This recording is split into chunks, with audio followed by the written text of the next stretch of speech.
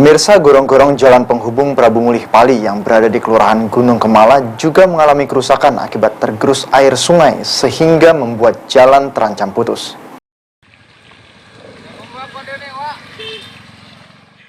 Akses jalan di 4 desa yang ada di Kecamatan Semende Darat Ulu, Kabupaten Muara Enim sangat memprihatinkan. Setidaknya ada sekitar 40% akses jalan merupakan akses penghubung yang rusak berat. Kondisi ini dirasakan warga sejak bertahun-tahun lalu dan hingga kini belum ada perbaikan. Menurut salah satu warga, dirinya harus berhati-hati melintasi jalan di kawasan Desa Cahaya Alam karena kondisi jalan yang rusak dan berlubang. Dan sampai kini belum tersentuh perbaikan sama sekali. Jalan yang rusak ini juga menjadi akses satu-satunya warga untuk mengangkut hasil kebun mereka. Ini sekitar 2 tahun ini, Pak.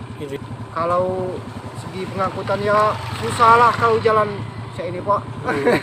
Panjang, Pak.